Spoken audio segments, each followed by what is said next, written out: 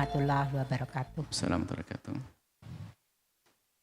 Sebelumnya saya mengucapkan terima kasih dari penjelasan Buya pada pagi hari ini sehingga insya Allah saya bisa bertambah ilmunya.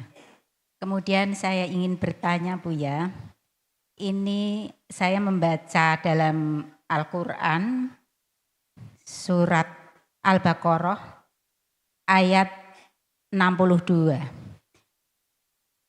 Bunyinya innalladzina amanu walladzina hadu wan nasara was-sabiina man amana billahi wal yaumil akhiri wa amila sholihan falahum ajruhum inda rabbihim wala khaufun alaihim walahum yahzanun. Di sini karena saya tidak bisa tafsir Buya, cuma membaca artinya, yaitu sesungguhnya orang-orang yang beriman, Maksud Ibu apa dulu? Maksudnya langsung aja mungkin. Oh, maksudnya adalah kenapa di sini orang Nasrani, Yahudi dan Sabiin ini akan mendapatkan kebahagiaan kalau dia itu beriman kepada hari akhir dan melakukan kebajikan. Terima kasih untuk penjelasannya. Assalamualaikum warahmatullahi wabarakatuh. Waalaikumsalam warahmatullahi wabarakatuh. Di dalam membaca Al-Quran tidak cukup membaca satu ayat atau dua ayat atau satu surah atau dua surah atau bahkan Quran saja tanpa membaca hadis. Kalau disebutkan orang Yahudi masuk surga, betul? Cuma kan ada keterangan orang Yahudi yang berpegang dengan Yahudinya Sayyidina Musa alaihissalam. Seperti itu. Dan orang Islam sama. Orang Islam akan masuk surga. Nanti ada pengecualiannya di saat dia keluar dari Islam. Murtad menjadi tidak di surga. Jadi kalau ada berita-berita tentang ada orang Yahudi, Nasrani. Loh, orang Yahudi Nasrani itu berpegang kepada agama yang berpegang kepada agama Sayyidina Musa dan Sayyidina Isa adalah ahli surga.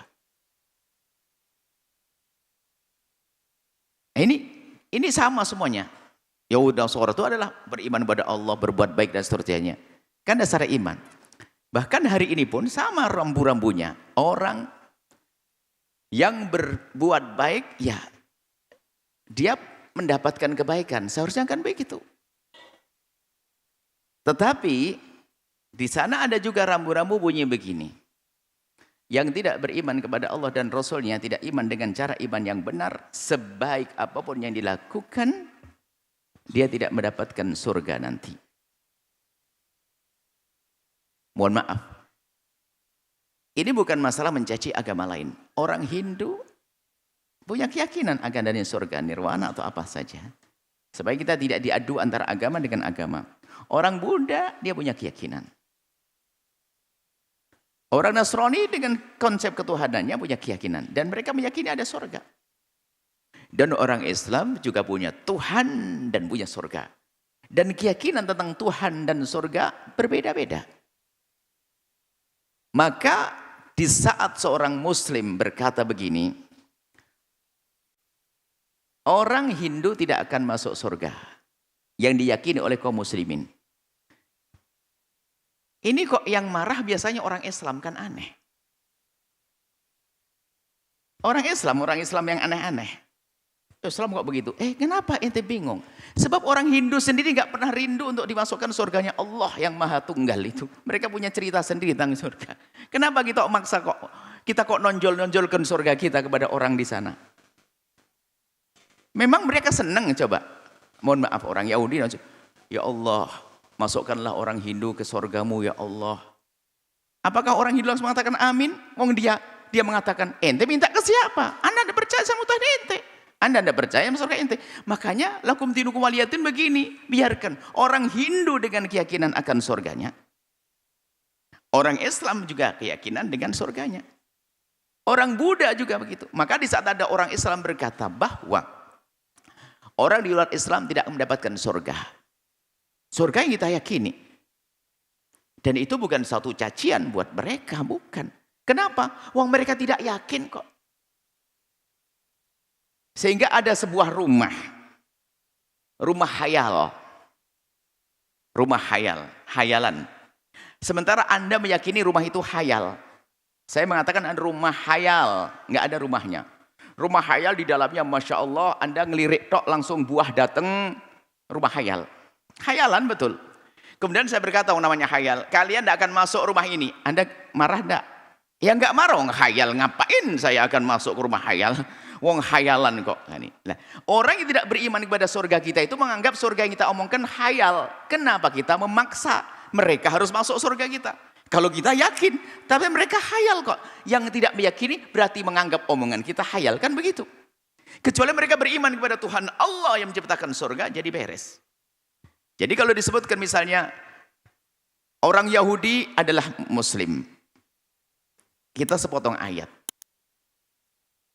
Orang Yahudi adalah Muslim, tentunya Muslim beriman masuk surga, dikembalikan dengan Muslimnya, Muslim yang dibawa oleh Nabi Musa alaihissalam. Yahudi bawa Nabi Musa. Setelah hari ini mereka punya perubahan dan mereka mengakui perubahan. Maksudnya perubahan adalah tidak sesuai dengan Islam, ini kan perubahan. Agama Sayyidina Adam, Nuh dan seterusnya sampai hari ini sama. Sama agamanya. Agama Nabi Musa sama dengan agama Nabi Isa. Agama Nabi Isa sama dengan agama Nabi Muhammad SAW. Millata Ibrahim, Nabi Ibrahim. Sekarang ada upaya untuk menyatukan. Kita perlu kembali ke lebih atas deh, supaya nasab agama kita sama agama Nabi Ibrahim. Sehingga ada nama Ibrahimiyah, barangkali begitu. Sehingga Nabi kita, Nabi Ibrahim lebih universal, lebih ini. Islam itu adalah agama Nabi Ibrahim. Muslimatnya, Islam muslimah wa maka minal musyrikin. Nabi Ibrahim Muslim. Muslim artinya agamanya sama dengan kita. Jadi kalau dikatakan ada ahli kitab yang masuk surga, ya adalah ahli kitab yang masih berpegang kepada agama yang dibawa oleh baginda Nabi Muhammad yang sesuai dengan agama yang dibawa oleh Nabi Musa, Nabi Isa, dan itu sama dengan agama yang dibawa oleh Nabi Muhammad. Jadi kalau dikatakan ada tadi ahli surga, maka tadi ayatnya tadi, ayat berapa tadi? Ayat berapa tadi? Innalladzina amanu walladzina hadu wan nasara, orang-orang beriman, walladzina hadu dan orang Yahudi dan Nasrani, mereka akan beriman pada hari adalah Yahudi yang agamanya iman antara Nasrani dan Yahudi yang sama, yang asli, yang belum ada perubahan. Bicara tentang perubahan ini tentunya tidak boleh jadi fitnah juga. Kita menuduh ada pemalsuan dalam ayat ini, enggak. Karena di dalam agama Yahudi atau Nasrani, di dalam teks mereka ada perbedaan-perbedaan di antara mereka. Menunjukkan bahwasanya di situ ada perubahan. Tuhan Maha Tunggal Allah. Tidak ada. Dan Tuhan punya surga. Dan kita meyakini adanya surga.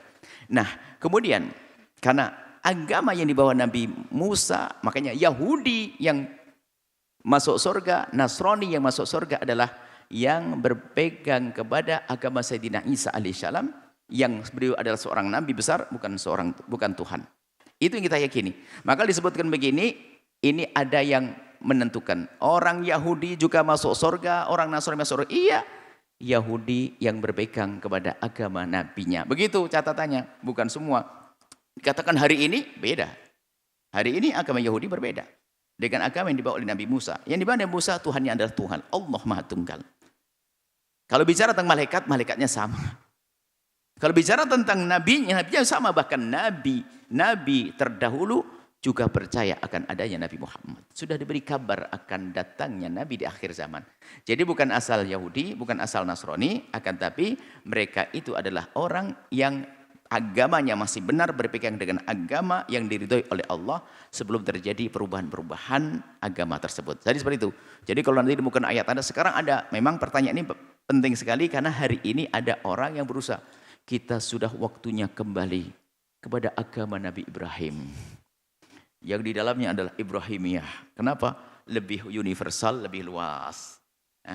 Seolah-olah agama Nabi Muhammad bertangan Nabi. Agama Nabi Muhammad juga agama Nabi Ibrahim alaihissalam. Agama Nabi Muhammad, agama Nabi Ismail. Tidak ada beda. Hanya masanya saja. Kemudian Nabi Muhammad diutus untuk semua manusia. Setelah itu tidak ada Nabi setelah Nabi Muhammad SAW. Kemudian menyebut orang ahli kitab yang tidak beriman dengan Nabi Muhammad kafir itu sah. Kalau mengatakan kafir itu bukan berarti langsung penghinaan, enggak. Kafir itu maknanya mengingkari agama Nabi Muhammad. Dalam Al-Quran lam yakunil ladzina kafaru. lam yakunil ladzina kafaru, dikatakan min ahli kitab wal musyrikin. Ahli kitab dikatakan orang kafir. Sehingga menggunakan istilah non-muslim sama kafir itu enggak beda. Memang kafir itu perendahan, tidak. Bahkan Nabi pun mengajari, kamu pun harus menghargai orang kafir, yang kafir itu jadi tetanggamu, yang kafir hidup dalam naunganmu. Wajib. Kafir dhimmi. Cuman kadang-kadang orang jangan pakai istilah kafir. Kafir itu perendahan, dari mana? Kafir itu penjelasan tentang dia, bukan perendahan. Kafir itu yang tidak nerima Nabi Muhammad. Yang tidak nerima agama Nabi Muhammad itu kafir. Bukan berarti kafir itu langsung penghinaan. Enggak. Kafir karena tidak menerima Nabi Muhammad, maka disebut sebagai orang kafir. Itu saja. Jadi langsung, wah penghinaan. Enggak boleh kita nyebut kafir. Dan memang mereka tidak menerima Nabi Muhammad. Jadi seperti itu. Jadi orang, jangan sampai beberapa waktu yang lalu ada mempermasalahkan istilah. Tidak boleh nyebut kafir. Kafir bukan perendahan. Kafir tidak menerima Nabi Muhammad. Kalau orang tidak menerima Nabi Muhammad, namanya kafir. Kafir pun ada kafir harus dihormati. Kafir dhimmi yang hidup dengan kita, bertetangga dengan kita. Loh, Islam nyuruh kok. Bahkan Nabi yang pasang dada. Kalau kamu mengganggu kafir dhimmi, usuan dengan aku. Kafir dhimmi, orang kafir yang hidup di naungan kaum muslimin. Jadi tolong, ini adalah memang ada upaya-upaya untuk mencoba mencampur adukkan agama. Dan kami sampaikan kepada semua yang beragama di pungkasan pertanyaan ini. Karena khawatir nanti jadikan alat untuk ngadu domba. Anda orang Nasrani, Anda orang Yahudi, Anda orang Buddha, Anda orang Hindu, sesuai dengan keyakinan Anda.